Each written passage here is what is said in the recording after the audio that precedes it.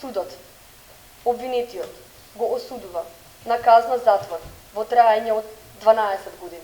12 години затвор за Васил Јованов, кој пијан со брзина над дозволената минувајќи на црвено светло на пешачки премин на булеварот Партизанска смртно ја прегази младата Фросина Кулакова. Судот образложи дека во предвид биле земени сите отежителни и олеснителни околности, меѓу отежителните дека Васил Јованов веќе бил осудуван за трговија со дрога, имал голем број сообраќајни прекршоци пред трагедијата, возел со поголема брзина, поминал на црвено, немал положен возачки испит. Меѓу олеснителните се признанието на вина, изразувањето сочувство кон семејството, дека покажал кајање веднаш по трагичниот настан, дека бил редовен студент и спортист.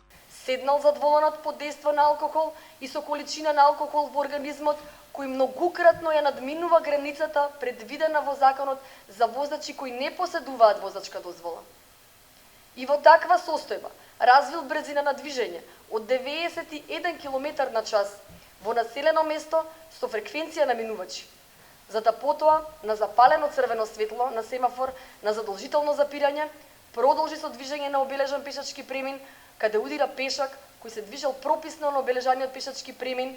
Сепак оваа пресуда не го задоволи семејството, веднаш откако слушна колкава е казната, таткото на Фросина Тодор Кулаков демонстративно напушти судницата и го прогласи судот за мафија. Категорија во траење од 5 години, која опфаќа забрана за издавање на возачка дозвола сметано од денот на правосилноста на пресудата, со тоа што времето поминато во... Според него 12 години затвор не е казна, туку награда за вакво најбрутално можно убиство во сообраќајот.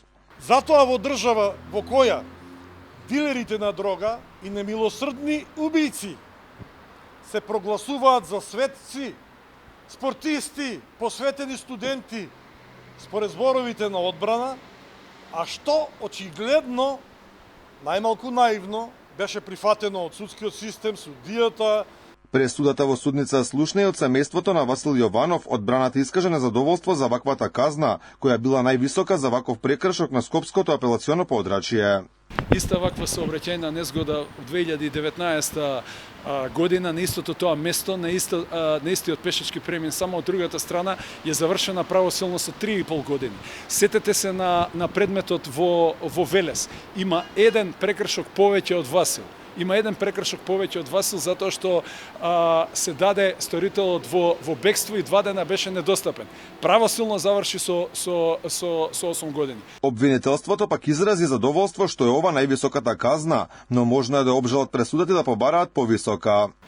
Денешниот ден за обвинителството е поголема победа, затоа што беше изречена казна затвор, која што во историјата на овој суд за ова кривично дело и кога станува збор за една почината, една жртва, не била досега изречена. Несреќата за која Јованов доби 12 години се случи вечерта на 29 јануари на булеварот Партизанска, а на лице место животот го загуби 22 годишната Фросина Кулакова.